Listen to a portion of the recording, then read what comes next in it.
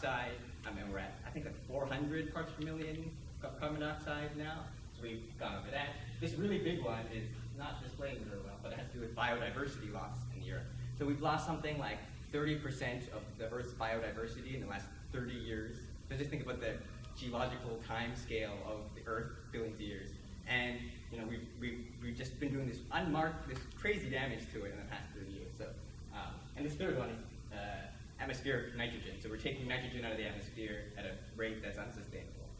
So just to compare that to the last slide, the Earth, we have this sort of innate sense that the world is fragile. And in a very real scientific sense, we know that it is fragile, and we're going past the boundaries of the Earth. Suffice it to say, we're not living within our means on this planet. At the same time, I think I'm very encouraged by things with the idea that we know that the world is in our hands, essentially. So this is a quote from the United Nations Conference on the Human and the Environment. To give you some history, the modern environmental movement didn't really start till this conference, 1972. So this is the conference in Stockholm, Sweden, where international players came in. If you're familiar with the Kyoto Protocol, this is like the precursor conference to that. I'm highlighting here in red that I wrote that, so the whole quote.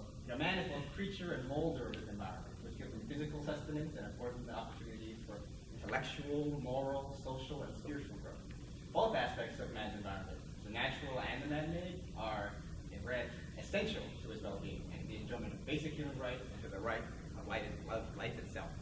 Now, that's a huge, huge statement, just to think about that our environment and the world we live in is sort of essential to our lives, and this is sort of stuck like that.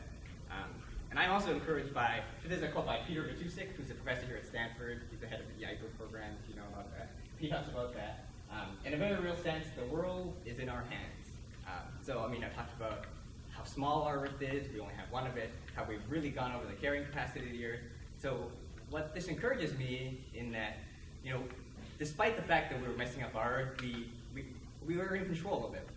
It's not something that's going to happen to us like a meteor comes out of the sky. We're not out of control. It's not something that's going to be messing us up. But in a very real sense, we have control over this, so we should take this responsibility seriously. And you may notice here that I've actually not talked about my faith at all, because I think, and I've done this intentionally, because I think if you're a conscientious person, this kind of stuff should scare you in a way. I think in our lifetime, there's going to be huge changes to the way climate is and how our lives are. It can be really easy to sort of compartmentalize and think that's not going to happen to us. But even from a secular perspective, this kind of stuff is important and motivates a lot of the way people look at this. But if we talk about stewardship and we talk about what God has called us to do on this earth, so there's lots of pieces in the Bible that talk about God's creation and how we should take care of it. And this is an example from Genesis where God gives rule over all the earth and all the creatures of the earth and Adam. And this is sort of pervasive in the environmental literature that the call to be good stewards of this earth is not only secular, but it's biblical, intensely biblical. And that we talk about, we only have one earth, that we really got to protect it. And this is something that God has called us to do. And it's something the Pope has talked about. So last month, the Pope was in Brazil. You talked about the Amazon. You talked about deforestation in the Amazon. And he specifically talked about we have respect and protection of the entire creation which God has entrusted to man. Not so that it might be indiscriminately exploited, but rather made into a garden. You don't believe my word for it. You don't believe the words of Peter Matusik. And maybe you lead in that way in Catholicism. That this idea that we need to be good stewards of this earth is not only secular but also biblical. And I think this is being reflected in a new movement within the church. So Wendy was talking to me about the Lausanne movement. Do you guys know about this? I only figured this out last month. So this is apparently a series of conferences of leaders within the church, and this is the third main conference, and it has its roots in people like Billy Graham and John Stott, and sort of Christian leaders around the globe meet and they talk about sort of what are the pressing issues in the church and how the modern church can tackle these issues. So fortunately for my talk, they met last month, and what they did is they affirmed environmental issues, environmentalism, as something that the church should be doing. Just a few quotes from that. They talked about we love the world of God's creation, And we cannot claim to love God while abusing what belongs to Christ by right of creation, redemption, and inheritance. And I think even if they stop there, that'd be really good. I think it's really easy just to sort of pay lip service to this kind of stuff and say, we're Christians, we want to be environmentalists, that's great. And then just sort of stop there, and everyone is all fun and happy, and that's great.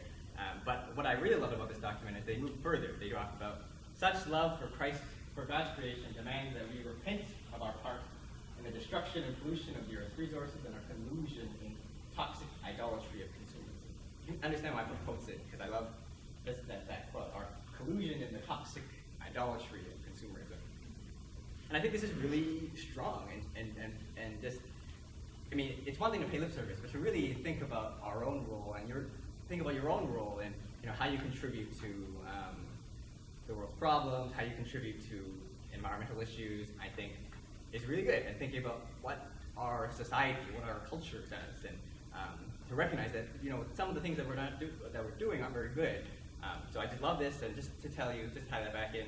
One, we talked about vigilating the earth. One, we talked about that this is a big problem, and that there's a movement here within the church to recognize that these are issues, and these are biblical and Christian issues, and that we should be sort of on the forefront of this.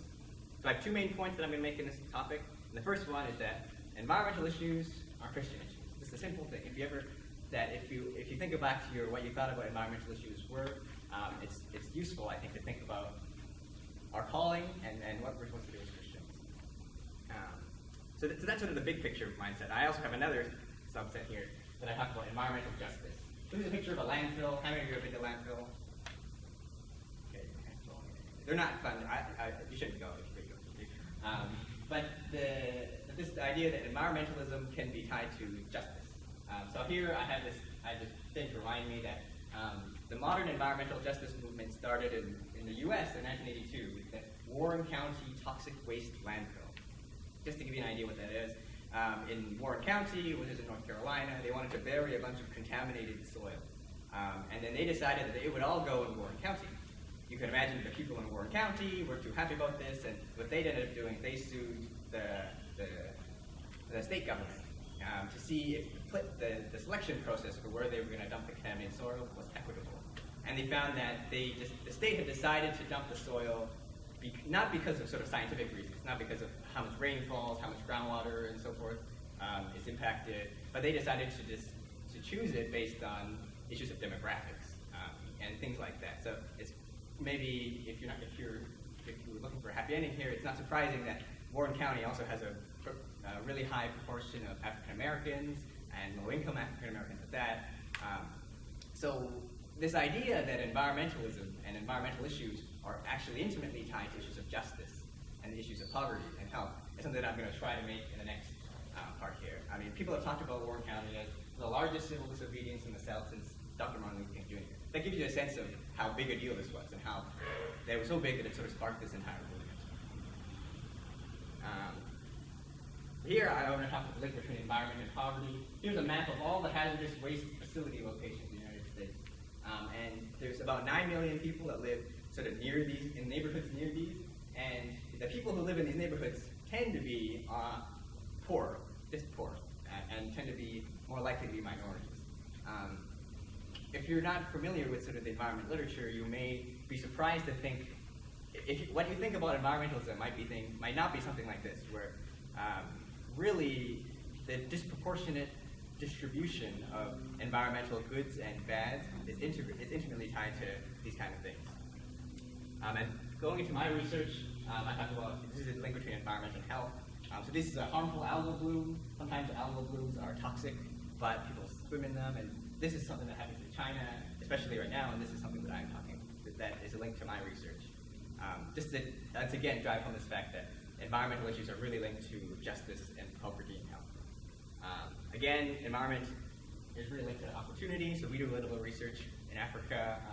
Just the idea that you have to walk, so a billion people on this planet don't have access to clean sanitation, 3/4 of a billion people still don't have access to clean drinking water. And really, I'm just trying to hit over this head that issues of the environment aren't just about sky-high and happy things, but they're really intimately tied to these issues that are really important, I think, that we should care about as Christians, that they're tied issues of justice and what is equitable and what is fair in this world. And just to hit that over your head, just tying that to Christianity, this verse from Isaiah really speaks to me. Just talking about, is this not the kind of fasting I have chosen to loose the chains of injustice and untie the cords of the yoke, to set the oppressed free and to break every yoke? Just this idea that injustice is something that God hates, and He hears the cries of the people who are really influenced by this. And what I really love is this passage in Galatians, where Paul's talking about, all they asked was that we should continue to remember the poor, the very thing that I had been eager to do all along.